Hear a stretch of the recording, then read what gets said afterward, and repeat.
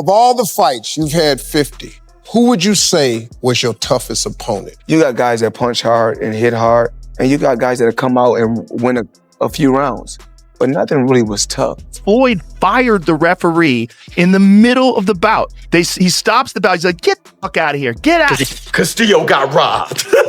Max Kellerman just set the boxing world on fire. Known for his razor-sharp analysis, he didn't offer a typical breakdown. He went straight for the jugular, challenging one of the sport's biggest legends and instantly sparking debate. Fans are now divided, questioning everything they thought they knew about boxing's greatest. Hey, Robinson, how many wins he got? I said he got like over 150 wins. He stopped for me. He said, but who got more championship titles? Me or him? I said, hold on, Floyd. He said, answer the question. I said, Floyd, there's more titles now than then. There was just one then. That's no fair. Answer the question. I said, okay, you. Do I not have 28 titles? And I was just like, I don't know. He said, oh, you're supposed to be the expert.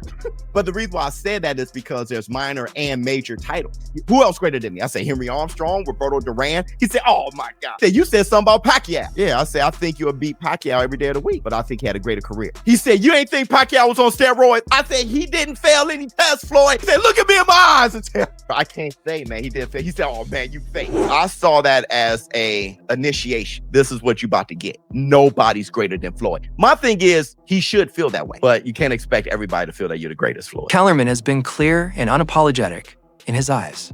Floyd Mayweather's era is over, and a new pound-for-pound king has arrived. Terence Crawford. No fluff, no fanfare. He's dismantling the old guard narrative piece by piece. It's wild, because if you look at Floyd's resume, it's much deeper than Crawford's. And Floyd was faster and he had a better defense and all that stuff. But Floyd picked and chose when he fought guys, especially once he left lightweight. He wiped out the junior lights, bring him. Lightweight, he jumps up to Jose Luis Castillo first thing. A lot of people think he lost the first fight, I didn't, but then he won the rematch. But once he left lightweight, he was careful about when he fought guys. So even though his resume is deeper with names, people remember, but he didn't want it with certain dudes at certain times. Crawford, we all witnessed, even though the resume is thin in certain ways, he wanted it with everyone the whole time. That makes a difference. The Floyd fight that was on his level when he fought. Only Canelo. That's it. Don't give me that stuff about the other guy that was going to prison. Cotto, an all-time great? No. Cotto's an all-time Puerto Rican great. You waited till Pacquiao got knocked out by Marquez before you fought him. If you'd have fought him 4 years ago, it'd have been something. Because both of y'all were here. We'd have found out who the best was. He fought Shane Mosley at 38 years old, and it still was a good fight while he left. Shane almost took him out at 38.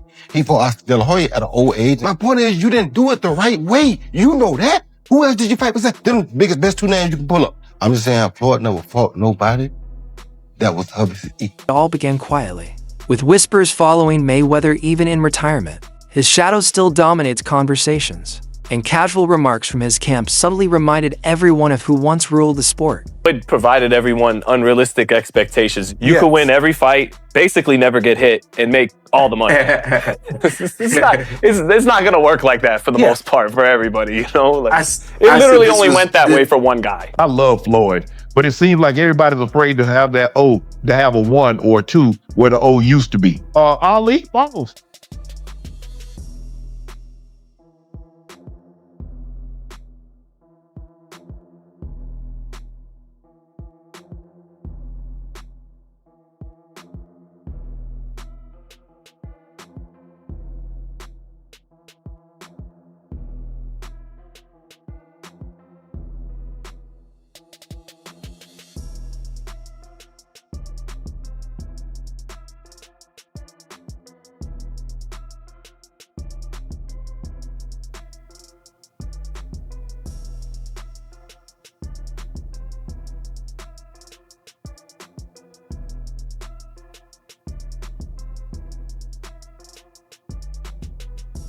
Then Max Kellerman spoke, and the whispers turned into a roar. When the conversation turned to Crawford's reign, Kellerman didn't tiptoe around tradition. He directly addressed Mayweather's legacy, dissected the comparison, and flipped the script. Instead of praising Floyd's undefeated record, he threw down a bold statement. Crawford, with his relentless pursuit of elite competition, has already crafted a more exciting, battle-tested legacy than Mayweather. Floyd was fighting everyone right up until the point where he started to make money.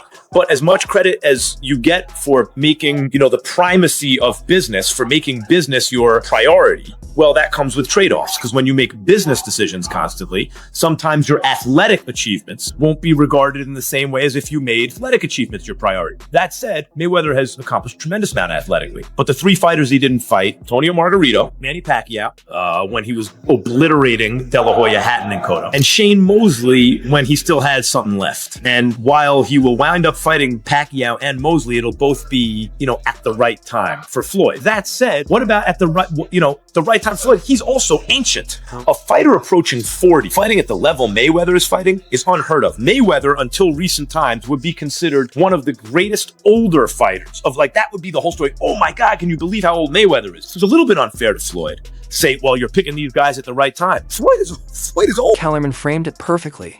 Mayweather was a strategist, both in and out of the ring, carefully curating fights and sometimes waiting for opponents past their peak. Crawford, on the other hand, is a throwback warrior hungry for danger, seeking every challenge, thriving in the chaos of live action. One is a tactician. The other is a gladiator. Pacquiao you're describing, who knocked out Ricky Hatton, who YouTubed Ricky Hatton, turned YouTube into a verb, what he did to Ricky Hatton, and then destroyed Cotto, and before that, and then just the way he beat De La Hoya even before that, Well, De La Hoya was old, though. Sure, but Mayweather fought those guys basically at the same point in their career that Pacquiao did before them. Okay. And the reason that Mayweather-Pacquiao fight was hyped up to the extent that it was is that, boy, Mayweather's this all-time great, and Pacquiao is doing these guys even worse than Floyd is doing them. Everyone wanted to see that fight. That Pacquiao's been gone for a long time. So why don't fighters retire when they should? And he didn't stop there. Kellerman's tone shifted to pure respect when talking about Crawford. He painted him as a fighter who actively chases greatness, never settles, and thrives in the moments that most champions avoid. It was bold, unfiltered, and it left the boxing world debating, is Crawford the new king? Or is this the biggest challenge to Mayweather's untouchable legacy yet? I put 5, that's right. Wow. That's cheating. I love it. That is cheating. That's a heel turn. You the boss. That is deal. That's a heel turn. I love it. You do that 5. Now, here's the thing. Here's the thing. Roy at his peak, just remember this. If Roy would have retired after the Ruiz fight, he would have replaced Sugar Ray Robinson as the greatest fighter of all time. I agree. Right? But he didn't, and the rest of that stuff is in there, right? So I get it, but Roy at his peak, I think, had a higher peak than anyone on this list. I agree. Okay, Manny Pacquiao, we've all said it a million times. I think he is, outside of Sugar Ray Robinson, I have Manny Pacquiao's second greatest pound-for-pound fighter ever.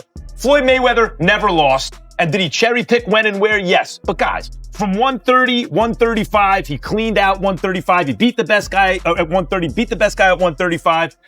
Yes, did he pick and choose at 140, 47, and 54? Yeah, but he won all those fights. That's right. And he beat a lot of good fighters. 50-0. And more than that, put Floyd at his best in with anyone through history. You do not know who wins. Floyd Mayweather beat Manny Pacquiao, it's true. Floyd is one of the top 10 greatest pound-for-pound fighters who ever lived. Tough to argue otherwise. But pound for pound, he can't be above Manny Pacquiao. Manny Pacquiao was a flyweight champion. Not that he turned pro at flyweight. He was good enough as a flyweight to be the lineal champion, the real champion. Now, he didn't win titles in every division. He skipped some of these, but I just want to tell you how flyweight, junior bantam, junior feather, junior light, junior welter. He's rapping again. Junior middle. He rolling. And he laid waste to these divisions. Yeah. He fought great fighters. He never ducked anybody. Mayweather, no disrespect at all to him. He's one of my favorite fighters growing up. Love watching him fight. Perhaps the greatest boxing business person of all time. Yeah. Look at actual boxers in the business. But I don't want to see many fighters come out of retirement. He's done everything he can do. He's one of the best fighters of all time.